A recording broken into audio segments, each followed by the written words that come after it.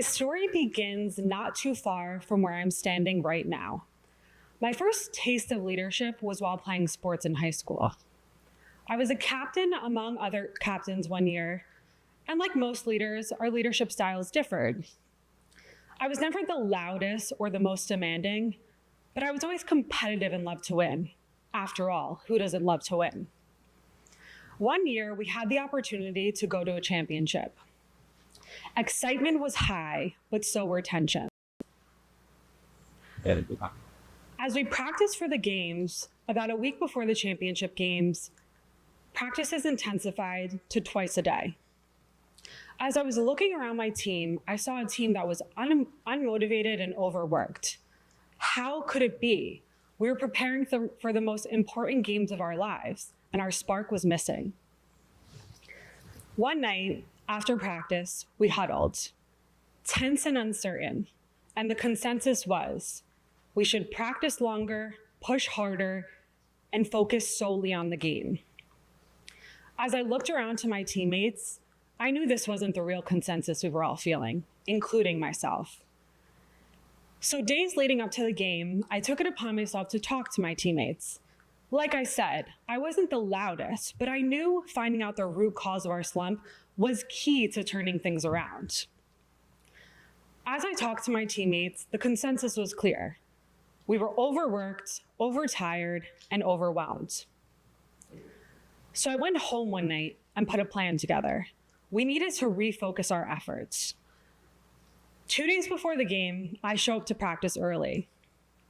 As I was lacing my shoes, I hear my name being called. I was often called by my last name, which is Moutis. It was my coach. I couldn't wait to tell him my plan. As I was walking over, he looked at me in the eyes and said, "Moutis, we need to push the team harder." And I replied, "I have a plan." I went on and told him how the plan was to refocus our efforts, change practices and drills, and not only focus on the physical strength, but the mental strength we needed to win. Before I could even finish, he looked at me in the eyes and said, "Moutis, you're way too soft to be a leader on this team." As I tried to muster up anything to say, he was already walking away. Way too soft to be a leader? What does that even mean? Those words replayed over and over in my head. And because of that conversation, I never got to share my plan, and we continued soldiering on, overworked, unmotivated, and we didn't come out as champions. Now, when I look back at that moment nearly 16 years ago, I realized that it taught me and guided me into the type of leadership style I believe in, and I'll tell you why. But first, I want you to join me in visualizing a leader in your head. Who are they? Are they loud? Are they quiet? Are they demanding? Are they reserved? Even though all of our answers may be different, historically we're taught that leaders are strong and loud, and they're deemed successful because they can make hard decisions.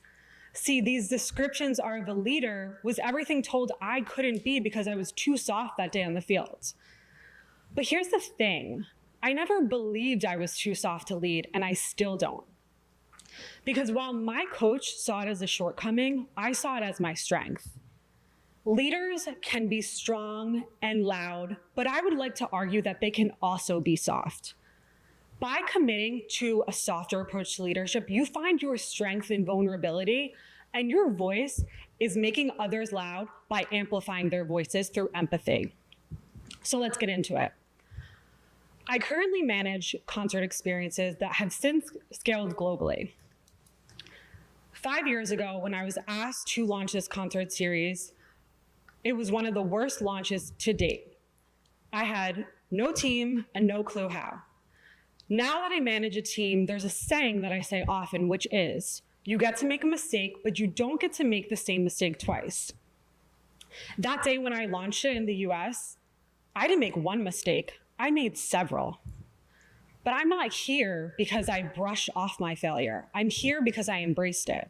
Like I said, that was 5 years ago. Today, I stand before you leading that experience across 2 continents with a group of 100 people that I'm leading. How? Like I said, I committed to vulnerability, and that's where I found my strength. Going back to what I believe soft to be, when you exude empathy and amplify voices of other, that's the loudness a soft leader has. I work in the live entertainment industry, and in 2020, when COVID hit, while most teams and companies shrunk, ours grew. How? Just like that day back in high school, I prepared those around me to thrive in uncertainty and adaptability, because it's about embracing uncertainty, telling people that they're able to innovate and take calculated risks, and find strength in empathy. A softer approach to leadership is finding strength through vulnerability and your voice by amplifying others' voice through empathy. Leaders can be strong and they can be loud, but they can also be soft. Now, let's rewind 16 years ago, back when I was too soft. This is what I know now. Leaders are strong and loud and soft because they can make hard decisions. And that hard decision is a softer approach to leadership. Because reacting without a plan is easy. Shouting orders at people without listening to them is easy. And nothing about that makes you strong. So if I was listened to 16 years ago and we followed through with my plan, would we have won? Here's the thing, we'll never know. But here's what I do know. I lead a team of almost 100 people, and I am nothing without my team. By committing to a softer approach to leadership, I am vulnerable and I am empathetic. And more times than not, I let my team succeed and fail, and we always come out as champions.